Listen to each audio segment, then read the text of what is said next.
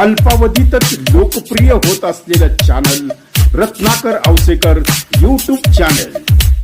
रोखोक निर्भीड, रोखोक निर्भीड, बिनधास्त आपल्या मनात बोलणार, सडेतोड बोलणार, आपल्या हक्काचं चॅनल, आपल्या हक्काचे channel Ratnakar Ausekar YouTube channel पाहत रहा। नमस्कार मित्रांनो, रत्नाकर औसेकर यूट्यूब चॅनल मध्ये मी आपणा सर्वांचं स्वागत करतो। आपण पाहत आहात सकाळचा भोंगा।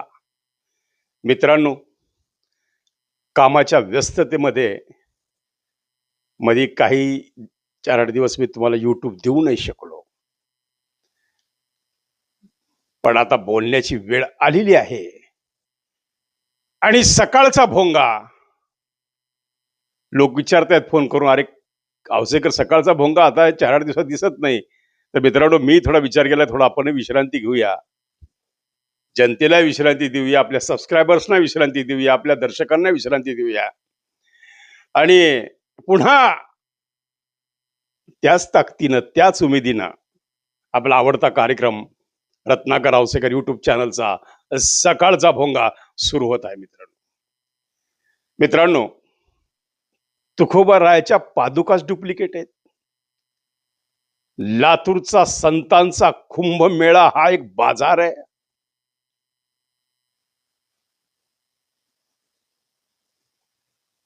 या ठिकाणी भरपूर प्रमाणात निधी गोळा करण्यात आला, प्रत्येक ठिकाणी शंका घेण्यात आलेली आहे।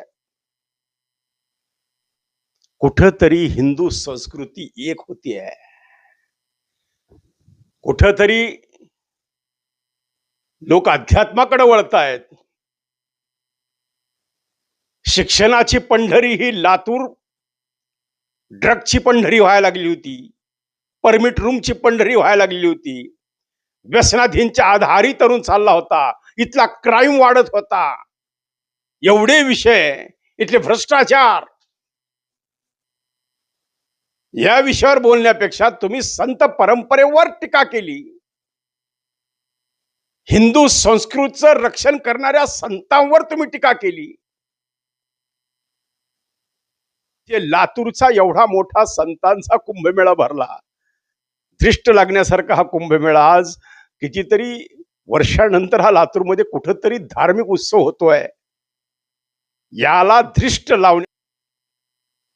प्रत्येक गावात हनुमानाचं मंदिर आहे, प्रत्येक गावात पांडुरंगाचं मंदिर आहे, प्रत्येक गावात रामाचं मंदिर आहे आणि परमेश्वरानं सांगितलेलं आहे की निसर्गाच्या प्रत्येक कणाकणामध्ये परमेश्वर आहे, पानामध्ये परमेश्वर आहे, पाण्यात परमेश्वर आहे, अन्नात परमेश्वर आहे, ज्वारीच्या कणात परमेश्वर आहे। लातूर ही दानशूर लोकांची भूमी आहे। लातूरमध्ये जेवढे काही आतापर्यंत आम्ही मुरारी बापूंचे कार्यक्रम पाहिले, रामरावजी ढोक महाराजांचे कार्यक्रम झाले असतील, इंदुरीकर महाराजांचे कार्यक्रम झाले असतील, अनेक लोकांचे संतांच्या या ठिकाणी कथा झालेल्या आहेत, मोरारी बापूंच्या कथा झालेल्या आहेत।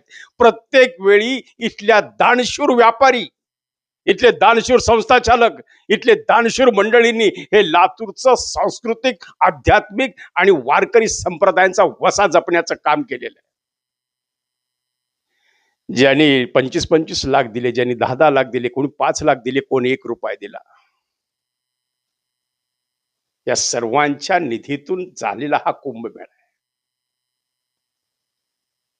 कोण आयोजित केला, ह्याच्यात किती भ्रष्टाचार झाला, ह्याच्यात काय झालं, ह्याचा पैसा कुठल्या मंदिराला लागणार आहे, अजून हिशोब व्हायचा आहे। की संत तुकोबा रायाच्या पादुकाच डुप्लिकेट आहेत। लातूरच्या वैभवात, लातूरच्या आध्यात्मिक पॅटर्न मध्ये मानाचा तुरा ठरणारा हा संतांचा कुंभमेळा इथं भरला। म्हणून म्हणतात ना, साधू संत येती घरा, तोची दिवाळी दसरा। दररोज लाखो लोकांना अन्नदान, लाखो लोक या ठिकाणी दररोज भोजन करतायत, दररोज अध्यात्म होत आहे, दररोज कीर्तन महोत्सव भरतोय। अहो, मी तर एक माझं वैयक्तिक मत असं आहे की अशा प्रत्येक गावामध्ये असे महोत्सव झाले पाहिजे, प्रत्येक ग्रामीण भागात महोत्सव झाले पाहिजेत, प्रत्येक गावात ही हिंदू संस्कृती जागली पाहिजे। अरे कधीतरी तुम्ही जागं झालं पाहिजे ना, आणि इथं काही लातूरातले दानशूर लोक एकत्र येऊन एखादा संत परंपरेचा महिमा जागर करत असतील, लोकांच्या मनामध्ये अध्यात्माची एक फुंकर घालत असेल, एखादा विचार लोकांसमोर मांडत असेल, संत परंपरेला बळकटी मिळत असेल, वारकरी संप्रदाय मोठा होत असेल, तर त्याला सकाळचा भोंगा सत्य बोलतो. कुठंतरी ही हिंदू संस्कृती जागली पाहिजे. कुठंतरी आता तुम्ही पाहतायत मित्रांनो, आज देश तिसऱ्या महायुद्धाच्या उंबरठ्यावर उभा आहे, जग तिसऱ्या महायुद्धाच्या उंबरठ्यावर उभा आहे, जाती जाती देश निर्माण होतोय.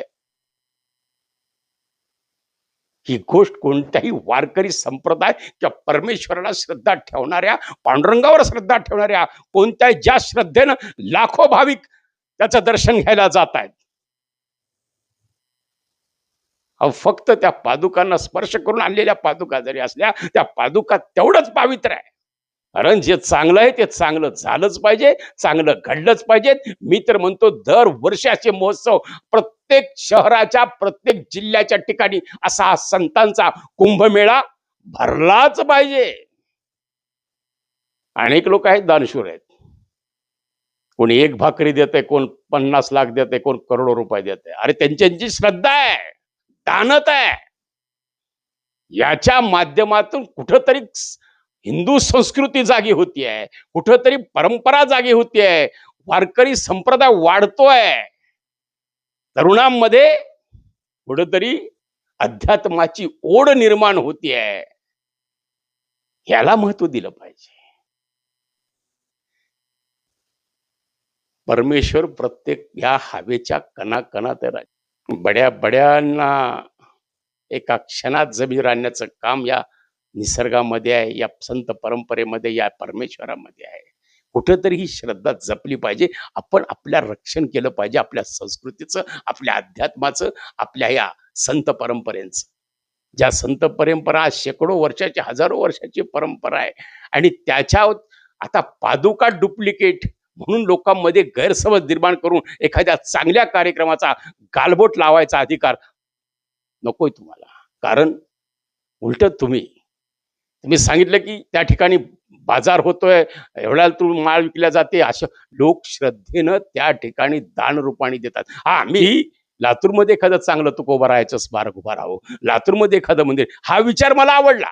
ज्या ज्या कीर्तनकारांनी इथं येऊन कीर्तन केली, ज्या ज्या संतांचे पदस्पर्श या लातूर भूमीला लागले, प्रचंड प्रमाणात पाप वाढत असताना कुठेतरी 4 अध्यात्माच्या चांगल्या गोष्टी लातूरच्या कानावर पडतायत. कुठेतरी हिंदू संस्कृती, हिंदू रक्षण झालं पाहिजे, ही काळाची गरज आहे.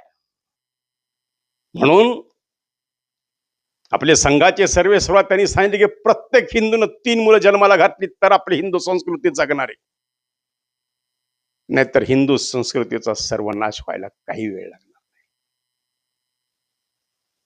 बघा, आपण सर्वांनी मिळून ही हिंदू संस्कृती जागवण्याचं काम करूया. अल्पावधीतच लोकप्रिय होत असलेलं channel Ratnakar Ausekar YouTube channel. निर्भीड, रोखोक, निर्भीड, बिनधास्त आपल्या मनातले बोलणार, सडेतोड बोलणार, आपल्या हक्काचं चॅनल, आपल्या हक्काचे channel Ratnakar Ausekar YouTube channel पाहत रहा. दररोज आपल्या भेटीला येत आहे आपल्या हक्काचं YouTube channel Ratnakar Ausekar YouTube channel. नमस्कार.